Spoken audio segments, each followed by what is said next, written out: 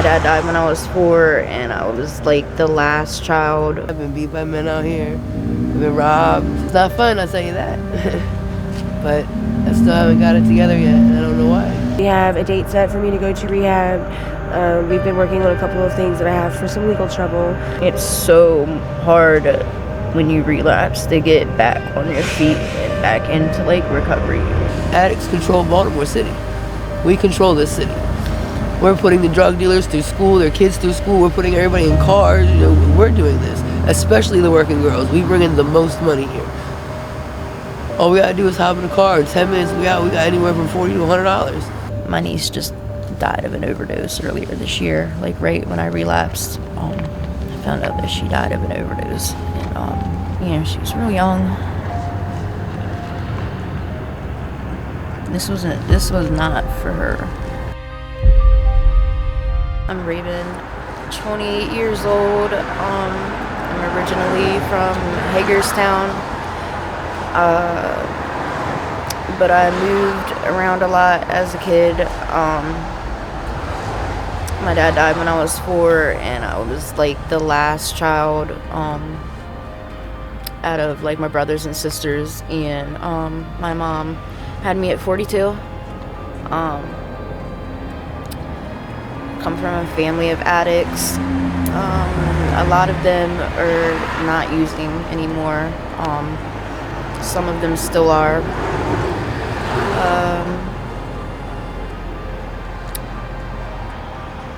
I guess I knew I was always told I was going to be an addict, right? Like if I were to do drugs that I would be an addict. And I kind of came from like a lot of using like blatantly in front of me. I didn't really know what it was, but you know, I knew it wasn't right, and we struggled a lot. But the first time I ever used was, I think I was like 13, and I started smoking weed. And I should have known that I was like doomed, because I got in trouble and I was on I did community service, and my last day I smoked weed in the probation office where I was shredding papers. Like, who does that? You know what I mean? And I was put on indefinite probation, but due to that, I actually was the first to graduate high school out of my whole family until my nieces and nephews. You know, it was a part of like me having to go to school was, you know, a thing in order to get off. So, but after I graduated, whenever I was 16, I graduated a year early, at 16. And I met some guy, like most of us do, and I started doing pills, and then it slowly gravitated to what I was told it was Suboxone or Subutex, that he was leaving me Subutex. Like, he would go into the bathroom. I was so naive that he was going into the bathroom to do Subutex, but really he was going in there up, and I didn't even know.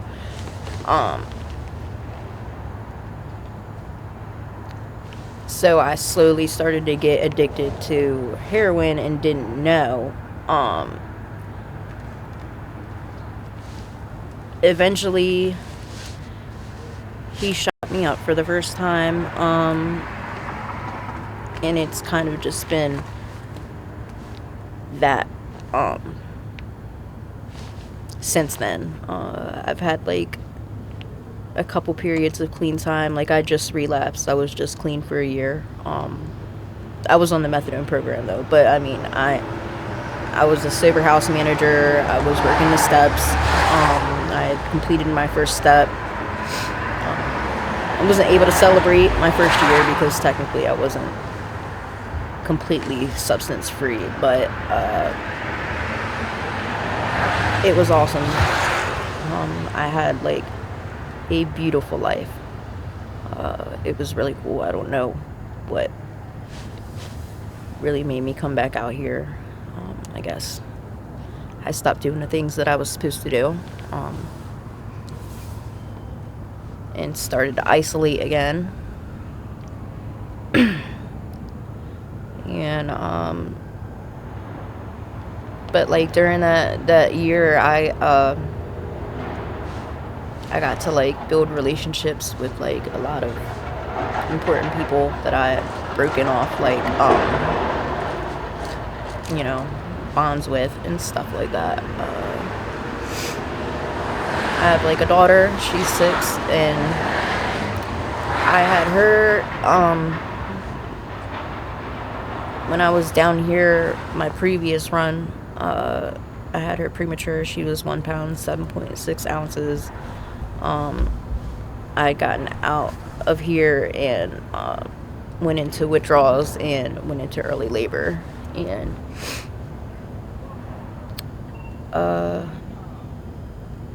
I had custody and stuff like that. I did everything that I was supposed to do. I was clean for a little bit, and then I relapsed again, and it was around COVID, and we came down here.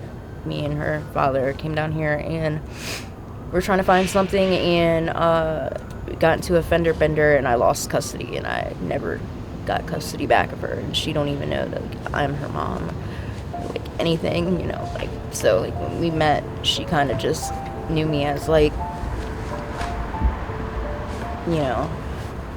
like a friend of the family or whatever, but like she like gravitated to me, which was the coolest thing. Like she, like, I don't know, like some kind of instinct, like knew that like she just like wanted to be near me all the time. Like she just knew something. It was so freaking cool, man. I messed up, man.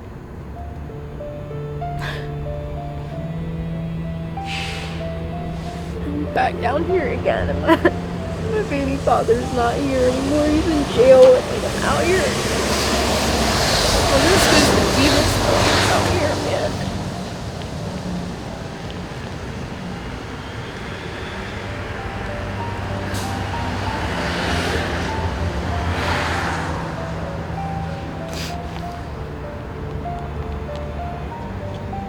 City traps you.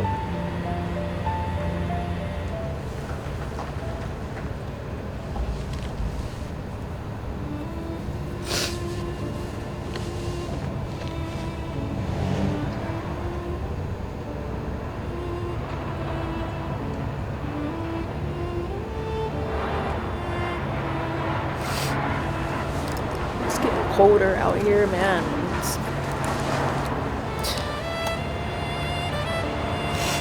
About ready to go, but every time I try, I don't know. It's so hard when you relapse to get back on your feet and back into like recovery. And it's wild though, because like I know like it's so much better. I'm just, I guess, scared of failing again and coming back out here and not making it back again. I'm a chronic relapser. I just keep relapsing. The longest period of clean time I had was that year. And I don't know. Something wasn't working.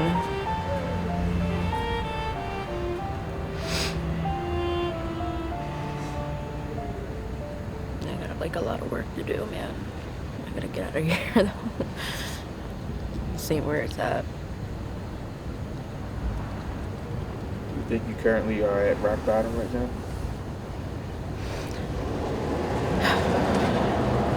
I hit rock bottom every day, man. I one time I heard at a meeting my grand sponsor, or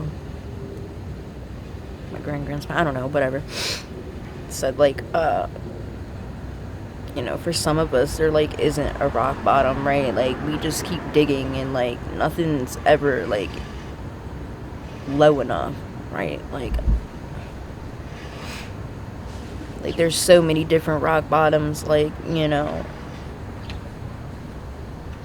I mean, I'm out here, I mean, you know, I adapt to like all types of stuff, especially like moving around as a child all the time from school to school to school. Like, you know, I know how to just adapt quick enough and like survive.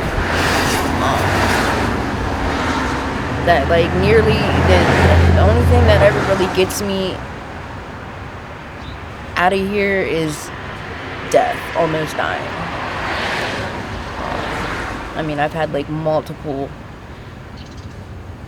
blood clots, you know, like the blood infections. I had to get blood transfusions from bleeding out so much, not being able to, you know, get high because I couldn't get on.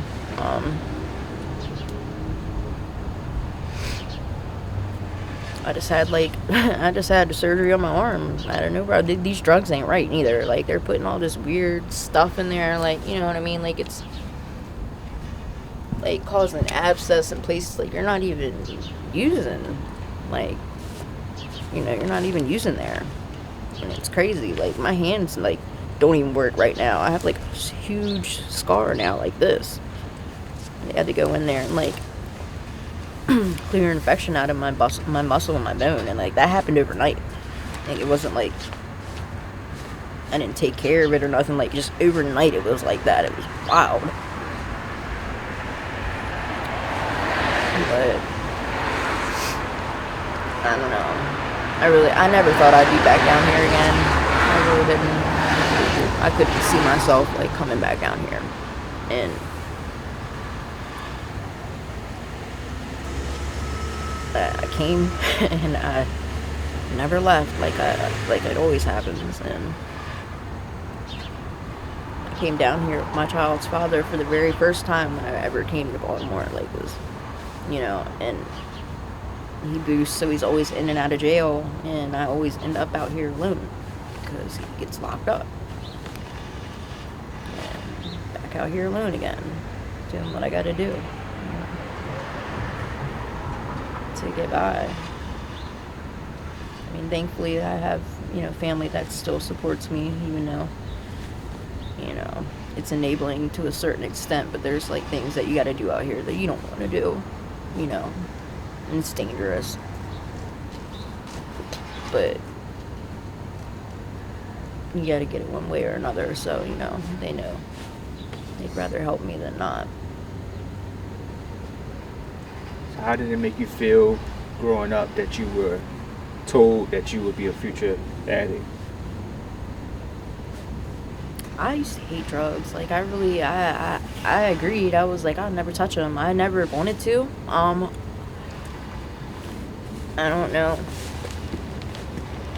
why. Like, I guess maybe daddy issues, like trying to bond with this guy or something. You know, not having a dad growing up or whatever. But I knew that, you know, if I liked something enough that I would do it excessively. I was like that with everything, shopping, all types of stuff. Like, in my family, you know, they're, like I said, they're addicts. So, like, you know, whenever I did drugs, like, I smoked crack for the first time with my mom. I don't even smoke crack anymore, but, like, you know, I've shot my mom up, I've shot my brothers and sisters up and stuff like that. Like, it's like accepted. So, I mean,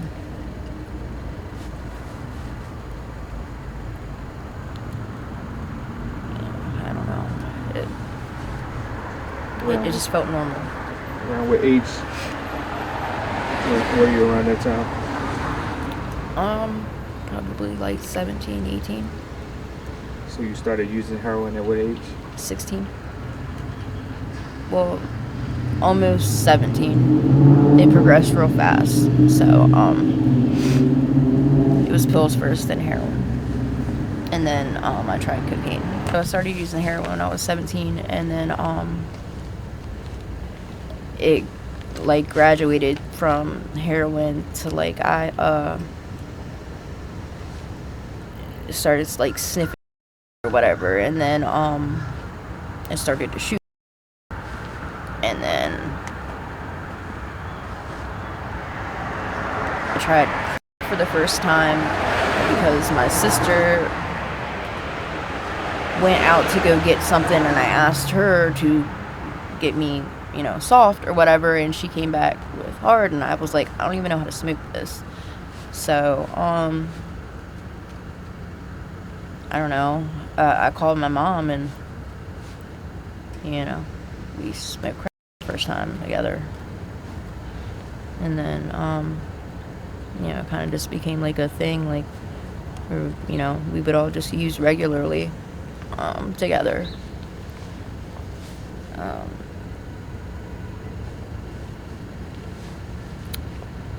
And then I guess once I branched out kind of on my own, they were doing their own thing in Hagerstown, like I said, like, and then I came down this way, and I met my child's father, and then that's like how I got out here. Homeless.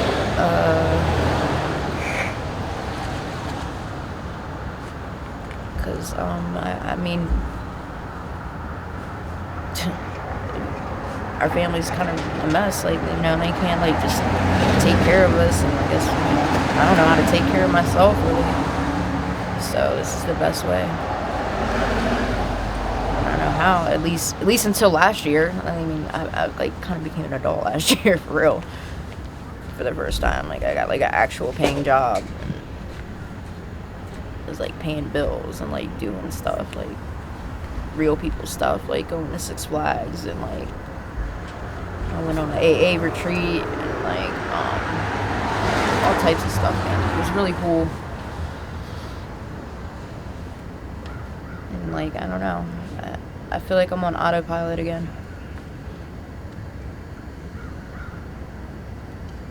So what would it take for you this time to get clean again? I really don't know. Eventually, I'm gonna either end up in the hospital, like usual, with some kind of health problem, and that'll like jumpstart me into gear, or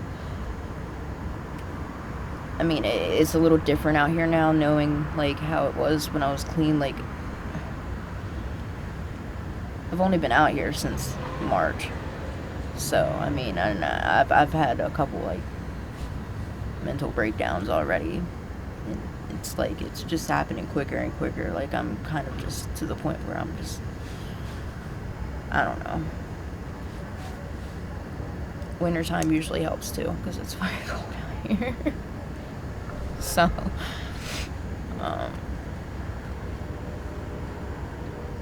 hopefully it doesn't take for something bad to happen. Hopefully, you know what I mean, I just end up going in. But I can't say for sure. Everything switches all the time.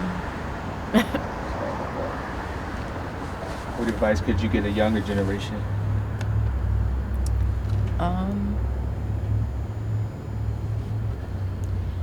Stay busy doing like positive things, man. Like, go have fun. Don't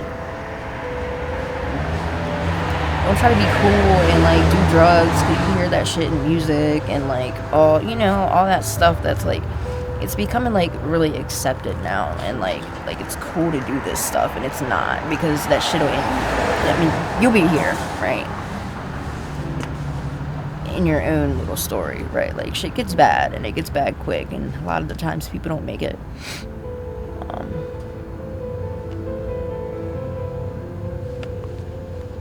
My niece just died of an overdose earlier this year, like right when I relapsed. I found out that she died of an overdose,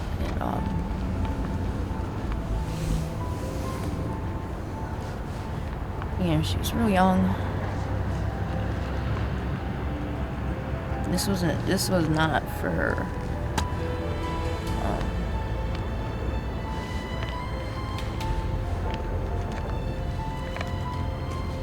And I miss her very much, and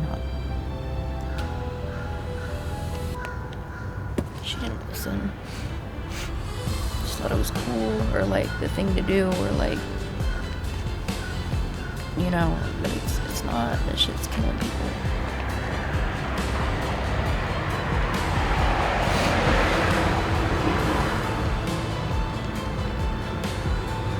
What do you think that you could do to stop that generational curse in your family?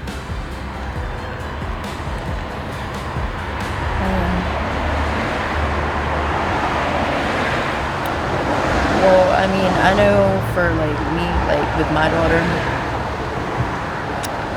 even though that I really love her very much, and I have loved for her to be like in my care or whatever, like I feel like everything happens for a reason, right? And that she ended up where she should be, right? Like where she's at right now. She's not around any drug use. She has everything she wants and needs and stuff like that. And I feel like the best thing I could do is let her be happy there. And then eventually, like if she were to find out, like you know, well, when she does find out, like I am her mom, and she has questions,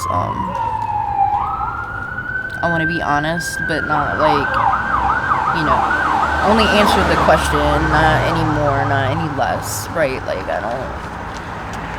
I feel like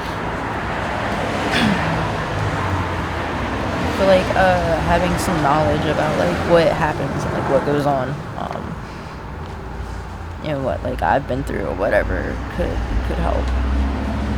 My name is Brianna Smith. I'm 38 years old as of next Saturday, and I'm from Washington, D.C. I've been here in Baltimore since February 2022, and drugs brought me here.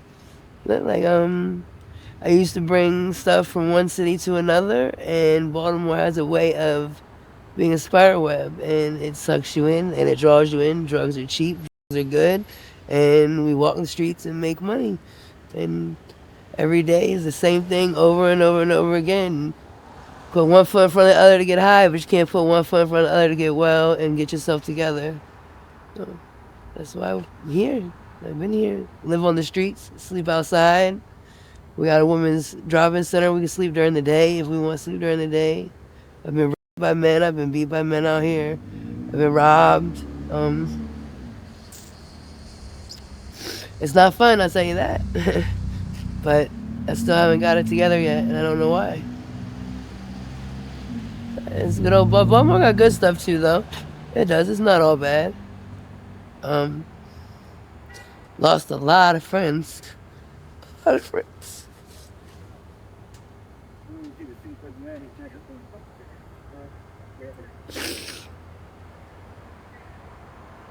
It's bad, yo. It's crazy.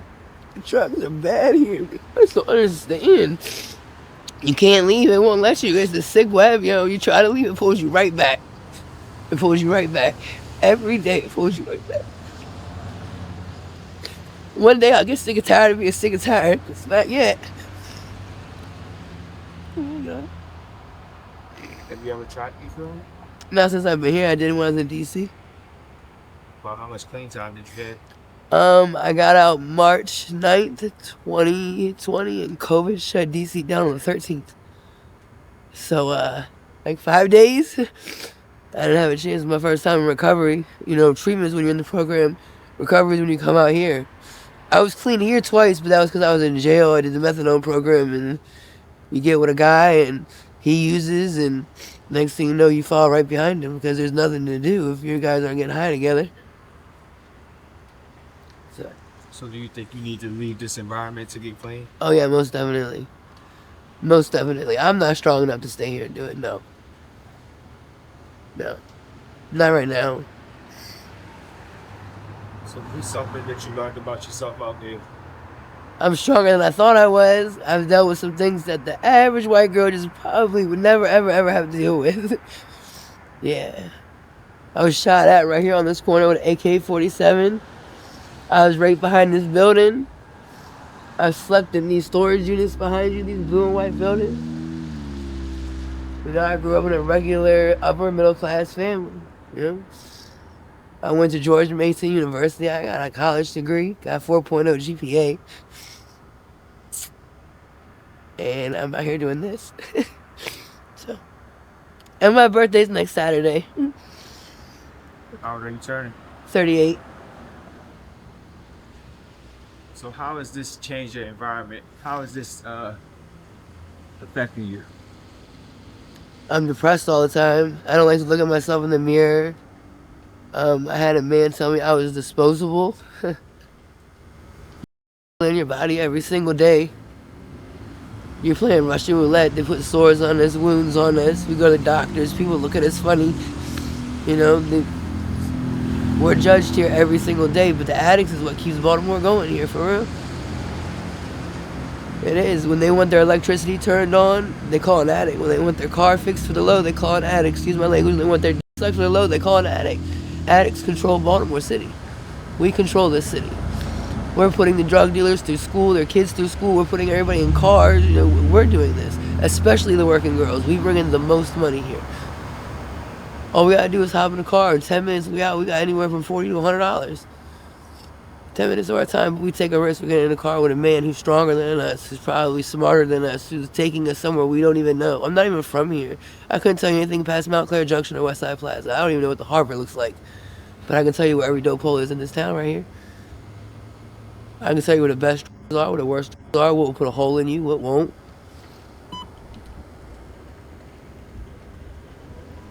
Been about 8 people that I've lost in the past 2 months from overdoses.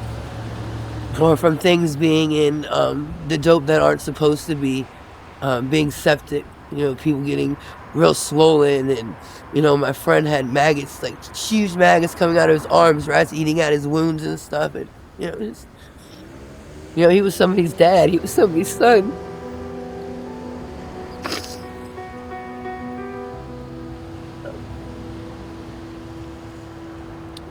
But I self-medicate. That's what it is. I just lost my son 3 weeks ago, so, yeah. I got clean for him. I was supposed to be his bone marrow donor, and he died 5 days before the procedure, so I said, fuck it. I ask God every day, why? Why has he forgiven me yet?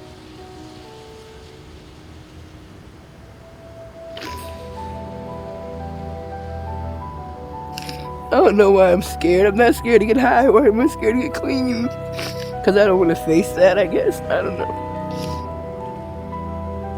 I burnt a lot of bridges. Done a lot of things I probably shouldn't have done. Been in jail.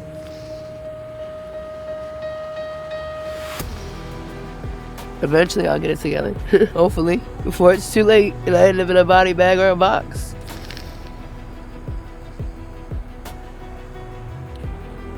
How much you say you spend a day on music? $200 or better. Depending, because I have a significant other that gets high with me too, so it's 2 of us, it's not just one. So you have to make... I don't have to, I just do.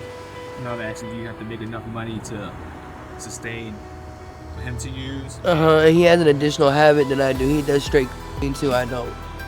So he doesn't make me do it. He doesn't beat me or anything. It's just comfortable having him around. He doesn't, you know, he's my protection. If he's not there, it's just me. And I might think I'm a badass, but I ain't that bad. Yeah, man. Describe a day in the life for you. When you wake up, what do you do? First thing I do is, hopefully I have drugs already, and the first thing I do is I take a hit of the crack stem. After I do that, I cook up I put it in a needle and I hit myself. And then it's literally a vicious cycle. It's the same routine over and over and over again, expecting a different result, which is the definition of insanity. Every day. Nothing changes. They give out teas, which makes us their test dummies. You know, people falling out in the middle of the street. I've never OD'd or went out. I don't know what it feels like, but I've saved a lot of lives with Narcan here, a lot. I saved a girl, a date slit her throat open. I didn't even know her. I took my clothes off in the middle of October and tied them around her neck, you know, save her life. It's my homegirl. She's still alive today, you know.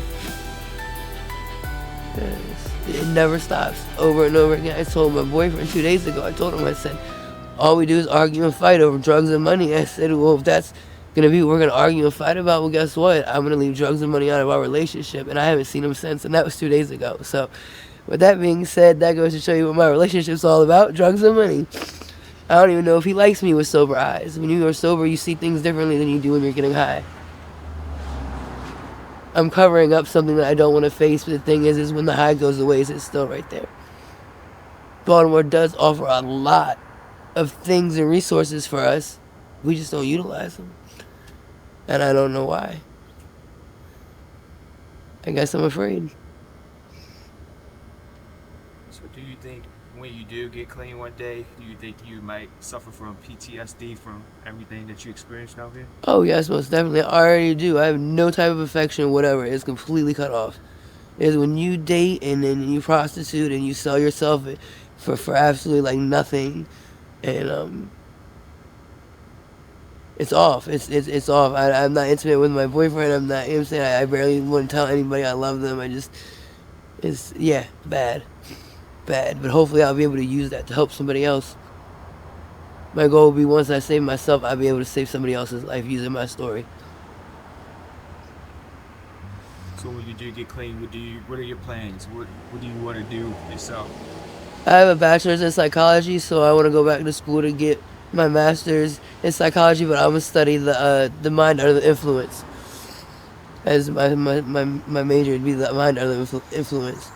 And I'm writing 2 books. I'm writing a book called Lost Souls, and each girl here has a chapter. It's where they are, where they came from. Basically, where they came from, how they got here, what they're doing here, how they want to leave, what they want to do, and then a book called Etiquette, and it's about drug etiquette, things that, you know what I'm saying, there are proper things that you do and things that you don't do, because you can get killed over stealing someone's pipe out here.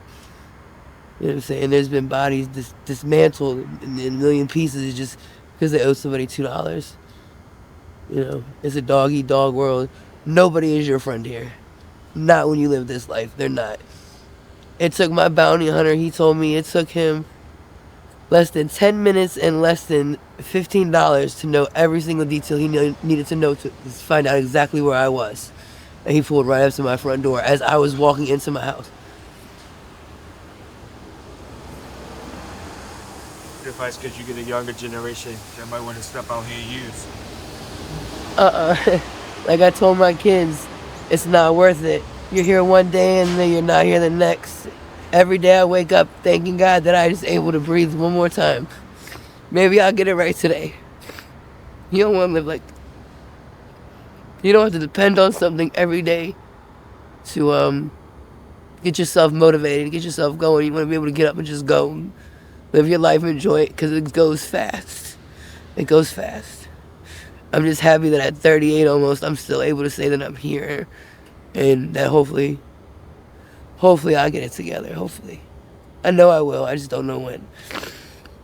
Hey everybody, it's Cheeks. You guys know who I am by now. Sorry I look a mess. It is very cold outside here in Maryland. It is freezing. And as you can see, I am bundled up in a million clothes.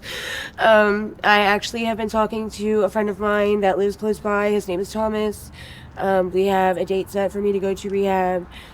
We've been working on a couple of things that I have for some legal trouble that I have to get squared away before I go. So that'll be taken care of hopefully before I leave. If not, while I'm in there. I've lost probably about 8 friends out here since you guys last heard from me. 2 of them were murders. The rest of them were overdoses. Tim is not around anymore. He's around, but he's not allowed to come into the neighborhood. So unfortunately, whatever had happened with him and transpired, hopefully he gets through that and he's able to, be back here, because he does bring a lot of happiness to our neighborhood. But it's very, very dark and dismal in these streets lately.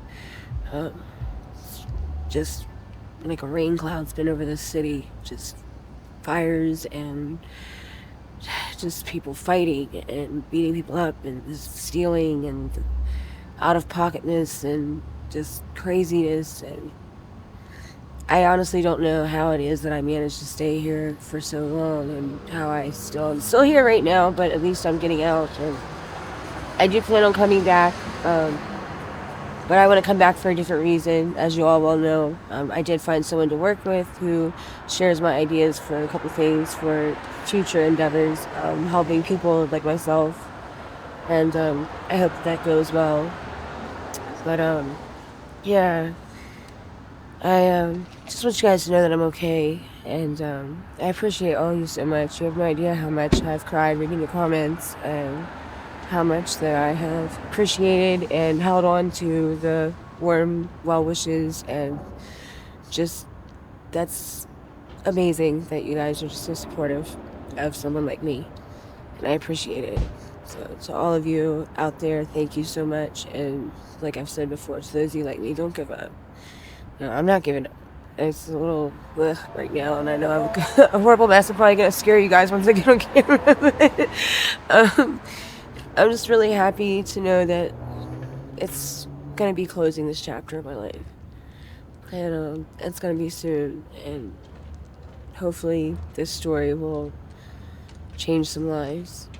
I know it's changed mine. So thank you guys. And if I see you again, well, it'll be on better terms. Miss you guys. Love you guys. Much love. Bye.